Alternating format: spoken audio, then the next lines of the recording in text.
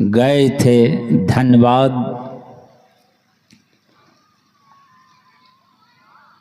यज्ञ का वहाँ कार्यक्रम होना था,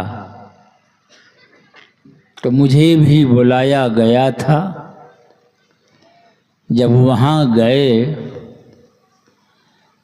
तो यज्ञ संपन्न कराने के लिए जो समिति की गठन हुई थी, वे समिति के अध्यक्ष मंत्री सब आए हमारे पास। अब 10-15 की संख्या में थे वे लोग, तो आके मुझसे क्या कहते हैं कि बाबा आपका फीस क्या है। ऐसा कभी तो कोई संत मत में पूछा जाता है। ये तो डॉक्टर सब होता है कि भाई उसका फीस कितना है। कुछ और ऐसी है जगह जो कि फीस की बात होती है। तो वे लोग आके कहते हैं कि बाबा आपका फीस कितना है। तो मैंने कहा हमारा कोई फीस नहीं है।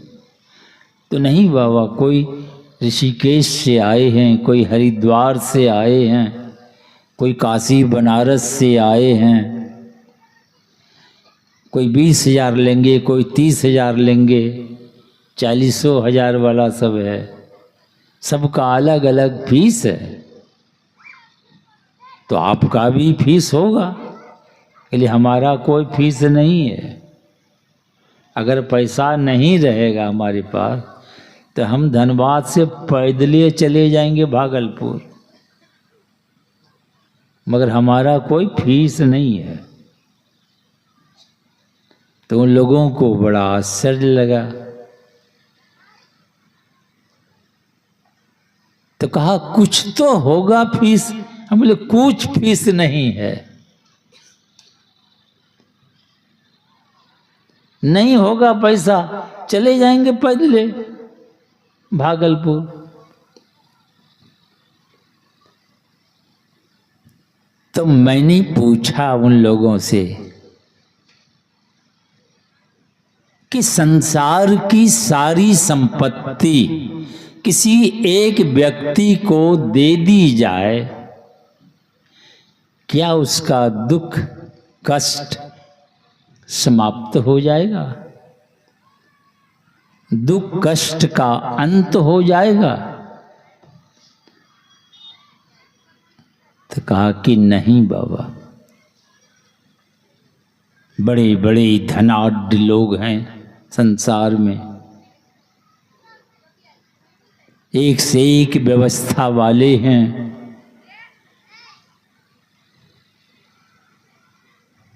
जब संसार की सारी संपत्ति किसी एक व्यक्ति को दे देने से दुख का अंत नहीं होता है, वह ज्ञान जो दुख का जड़ को काट के अलग कर देता है, दुख का सदा अंत हो जाता है, उस ज्ञान की कितनी कीमत होगी।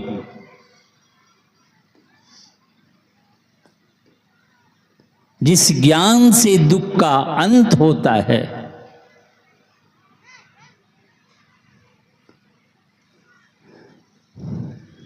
इसलिए मैंने कहा कि इसका कोई फीस नहीं है। सत्संग हुआ वहां,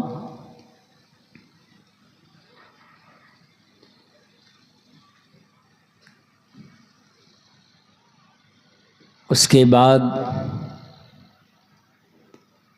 सब फीस ले लेके चले गए सब। टाई फीस मैंने जानते हैं, टाई फीस जो करता है। अब वहाँ 40 आदमी लगभग दीक्षा लिए, संत मत का झंडा फहराया, जिला अधिवेशन भी हुआ वहाँ। अगर हम भी फीस ले लेते तो टाई फीस हम भी चले जाते फीस लेके। तो वही ज्ञान इस सत्संग में मिलता है। इसलिए भगवान, वेद भगवान स्वयं कह रहे हैं कि पहले सत्संग करो। सत्संग सुनने से प्रेरणा मिलती है, मन में एक जोश होता है, करना चाहिए। छोड़ दीजिए सत्संग, ध्यान भजन सब खत्म हो जाएगा आपका। जैसे बैटरी चार्ज करते हैं तो 2-4 दिन चलता है, उसके बाद क्या हो जाता है, बैटरी डिस्चार्ज हो जाती है। तो फिर चार्ज में लगा देते हैं, तो फिर चार्ज हो जाती है, और 2-4 रोज के बाद फिर बैटरी डिस्चार्ज हो जाती है। इसलिए बार बार बैटरी चार्ज करते। तो वैसे ही है, सत्संग से प्रेरणा मिलती है, लोग चार्ज में हो जाते हैं, मन में एक जोश होता है। क्या जोश होता है? जिनके दर्शन से दुख का अंत होता है वही परमात्मा है, वहां तक जाने की प्रेरणा मिलती है।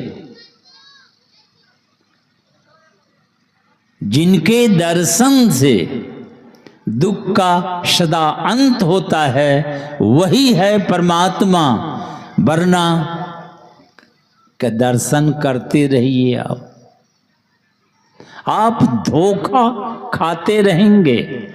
हमारे गुरु महाराज कहते हैं, द्विभुज अरु चतुर्भुज, अष्टरु अनंत भुज। 2 भुजा वाला ना भगवान खड़ा हो जाए। 2 भुजा की बात छोड़ो, 4 भुजा लिए प्रकट हो जाए?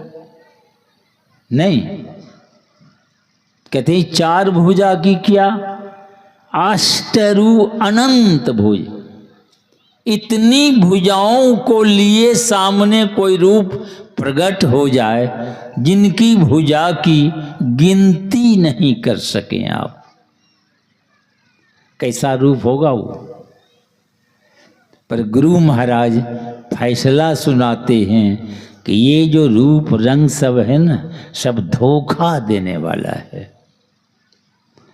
तुम्हारा काम नहीं बनेगा। हाँ, कुछ लाभ होगा, ये भी दर्शन सबको नसीब नहीं होता है, तो आंशिक लाभ होंगे।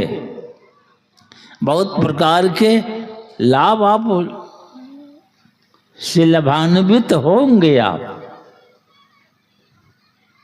मगर दुख का अंत नहीं होगा।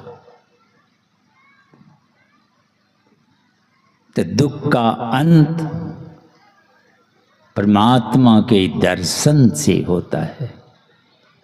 जिनके दर्शन से अंत होता है वही है परमात्मा। बहुत दिनों की बात है, गुरु महाराज साप्ताहिक सत्संग में कुप्पा घाट में,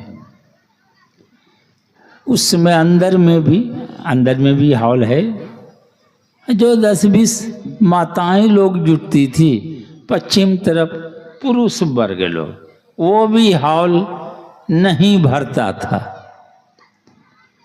हमारे पंचानंद जी महाराज को शायद देखे हो तो देखे हो, बहुत दिन पहले की बात है, 66 वगैरह की है, ये 79-80 में गए।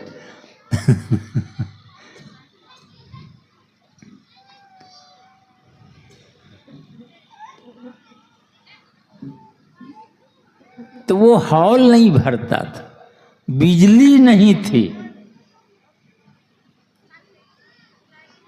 तो 2 पश्चिम और पूरब साइड वो लकड़ी की बनी हुई 2 हाथ की चट्टी लगी रहती थी, पंखा हवा के लिए, लोग रस्सी खींचते थी, ये तो देखे होंगे।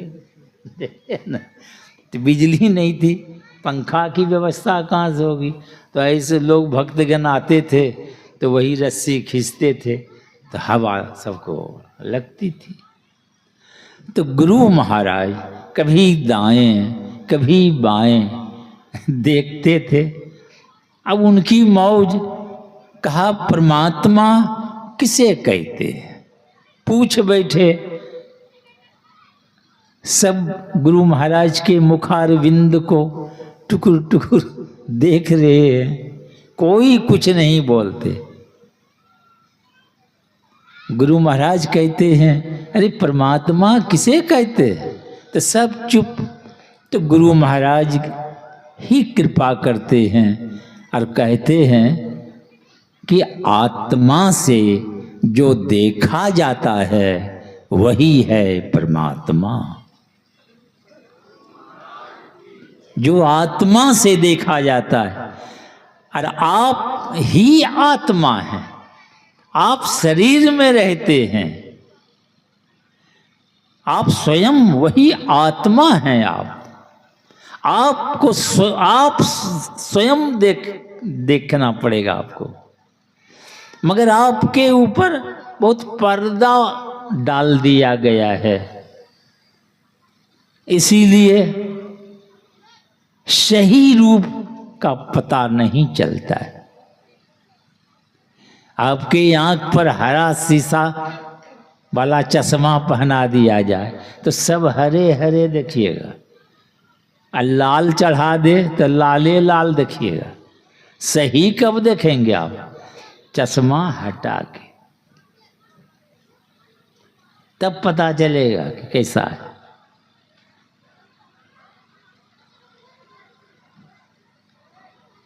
तो वह तमाम पर्दा जो माया का है